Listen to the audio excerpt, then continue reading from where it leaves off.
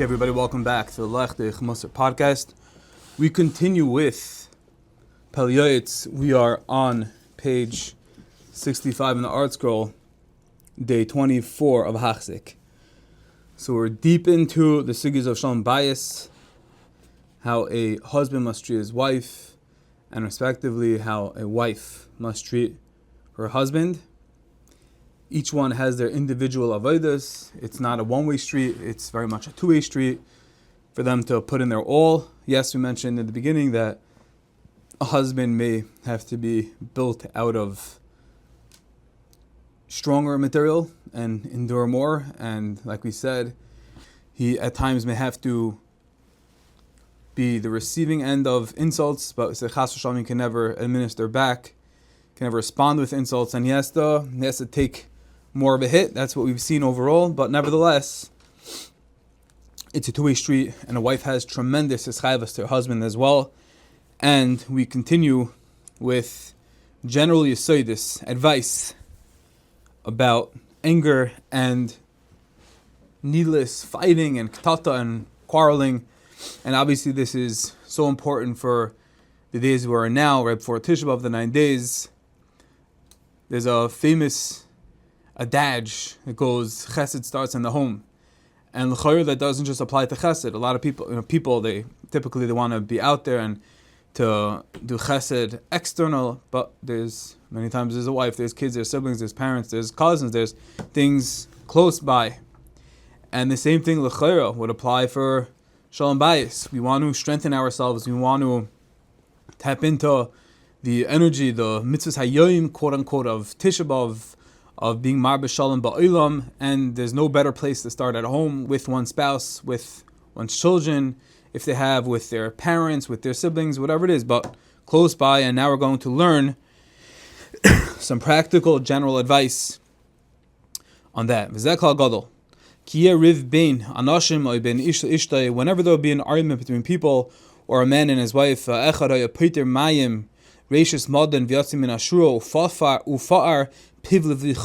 one of the involved parties is feeding the argument like rushing water, and he steps out of bounds and runs his mouth with no inhibitions, the other party must prevail with strength, not to answer him back at all while he remains in the throes of his rage, whether good or bad. So the first thing is, we're not encouraging, we're not justifying any of the parties that are escalating, that are adding fuel to the fire. But if there is one, then the other party has to realize that do whatever you can with strength. And this is something that's obviously very much needed. It's very hard not to answer back. And rather just wait it out until the wrath is past.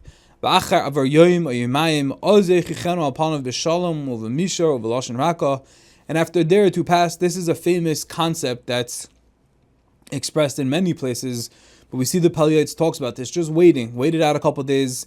It's a mission, I believe, it's a mission of us, I think, that so it's the same Yisod over here, but in just a couple of years, 100 years back, we see the same thing over here in the Pele Yoeitz. He understood this, he knew this.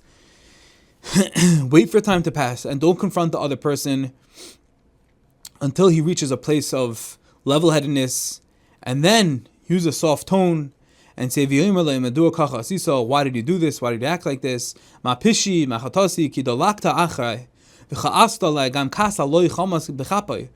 is my transgression? What did I do? What is the sin that you vehemently pursued me? And you're supposed to come with a desire, with an openness that you want to make shalom, that you want to make peace. And you say, is this whole situation, this rut that we entered, is this the way Hashem wants it to be? And keep it centralized. Focus on HaKadosh Baruch Hu in a rational, soft tone. And one who does this is deemed to be an Oyev Shalom, one who loves peace, Voidev Shalom, and who pursues peace. We said back in Pirkei Avos, it's not just good enough to be an Oyev Shalom, right? We highlight the midas of Aaron HaKohen. He wasn't just an Oyev Shalom, we say he's a Voidev Shalom. What's the difference? Because everyone can love Shalom in theory. Shalom is a good thing. It's nice. It's ethical. Even a non-Jew can understand. Yeah, shalom is great. But then there's another madriga, and this is what we highlight. This is the emphasis of Aaron HaKohen being not just an Ayy Shalom, but he was a Raid of Shalom. He pursued peace. He chased after it at all costs. He didn't want to see his friends get into scuffs. And he would go to this one and say he wants to be Melech, he wants to make peace, and go to the other one and say the same thing and be Marbe Shalom Ba'ilam. But this is the idea over here. It's not just enough to be an Oiv Shalom, but one has to be a Raid of Shalom, which means to pursue it. And it's very hard. And that's the Avodah of Tisha B'Av. Try to think out of the box. Are there relationships I can rectify, bring them to a more peaceful place? Are the people that I wronged with my words, with maybe money, with Ahavas Chinam, working on unadulterated love and pursuing Shalom? That is what we need to bring back the Beis HaMikdash. And especially for one's wife and one's children, that's what we're talking about over here, general advice. Shalom starts at home. And in reward for this, when a person is able to withstand and endure very uncomfortable days where he has to wait for the other party to calm down, to get back to a place of peace, mental equilibrium, and then after bring up these points of Hashem, and does Hashem want this from us, and what can I do to make peace with you, then one will be zeiche to shalom b'chelei shavar ba'amenoisav. There will be peace within his walls and serenity within his palace. Hein hei mekame olam, for these are people who hold up the world. Ka'amaimer b'seinu zechem levrach al pasuk teila eretz ablima sha'olam yiskama misha boilim pid b'shas meriva ki b'zeh yeh machlikes akar she'ina moiled. That a person who keeps quiet and pursues peace in this merit, in this chus, then a person will bring peace to the entire world. Now, the Pele Yoeitz is going to discuss a woman who unfortunately discovered that she is married to a wicked and corrupt person. We spoke about this before, that she has to do her best and realize that this was God's given avodah to her, and it's a challenge.